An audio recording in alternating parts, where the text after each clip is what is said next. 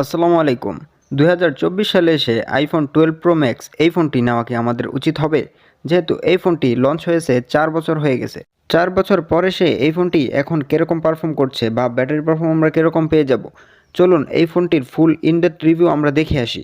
যেহেতু used market থেকে আমরা এই ফোনগুলো কিনে থাকি, তাই সবাইকেই বলবো এই ফোনগুলো কেনার আগে আপনারা খুবই ভালো করে চেক করে বুঝে তারপর কিনবেন।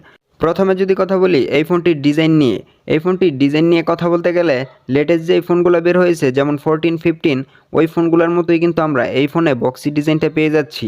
তো ডিজাইনের দিক দিয়ে আমরা কিন্তু লেটেস্ট ফোনের মতোই ডিজাইন পেয়ে যাচ্ছি।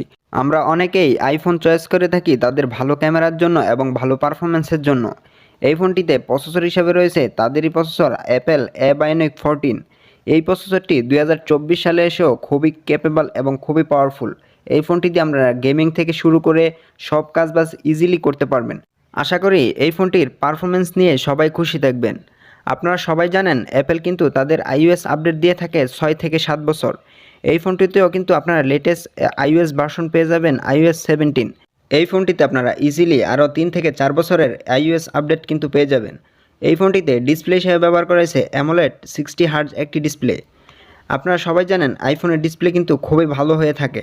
তাদের রেটিনা ডিসপ্লে কোয়ালিটি কিন্তু খুবই দুর্দান্ত, খুবই ক্রিসপি কালার দেয়। কিন্তু আমার একটি বিষয় খারাপ লেগেছে, এত টাকা 70 থেকে 75 হাজার টাকা দিয়ে আপনি একটি ফোন কিনবেন, সেই ফোনটিতে শুধুমাত্র 60 হার্জের একটি ডিসপ্লে, এই বিষয়টা আমার কাছে তেমন ভালো লাগে নাই। কিন্তু 60 হার্জ এই বিষয়টা যদি আমরা সাইডে রাখি, এই ডিসপ্লের কোয়ালিটি কীরকম ছিল? এই ডিসপ্লের কোয়ালিটি কিন্তু খুবই দুর্দান্ত, খুবই ভালো ছিল। আর এই ফোনটির ক্যামেরা হিসেবে রয়েছে রিয়ারের ট্রিপল ক্যামেরা সেটআপ, পিছনের তিনোটা সেন্সারই আপনারা 12 মেগাপিক্সেল করে পেয়ে যাবেন। এই ফোনটির তিনোটি সেন্সর দিয়ে আমরা 4K-তে 60 FPS-এ ভিডিও রেকর্ড করতে পারবো।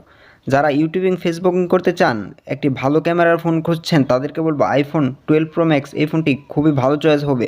এখন চলুন দেখে আসি এই ফোনটি দিয়ে তোলা কিছু ফটোস এবং ভিডিও। এই ফোনটি দিয়ে আপনারা কিন্তু খুবই ভালো ভালো ভিডিওগ্রাফি এবং ফটোগ্রাফি করতে পারবেন। যারা এই 60 থেকে 70 হাজার টাকার মধ্যে একটি ভালো ভিডিওগ্রাফি এবং ফটোগ্রাফির জন্য ফোন খুঁজছেন, তাদেরকে বলবো এই ফোনটা আপনারা চয়েস লিস্টে রাখতে পারেন। এই ফোনটির নাইট ফটোগ্রাফিও কিন্তু খুবই ভালো ছিল। এই ফোনটি দিয়ে ভিডিও করতে পারবেন 4K-তে 60 FPS-এ ফ্রন্ট ক্যামেরা দিয়ে, আর রিয়ার ক্যামেরা দিয়ে তিনোটাতেই আপনারা 4K-তে 60 FPS-এ ভিডিও রেকর্ড করতে পারবেন। যারা ভিডিওগ্রাফি করবেন তাদের জন্য ভালো চয়েস হতে পারে আইফোন 12 প্রো ম্যাক্স এই ফোনটি।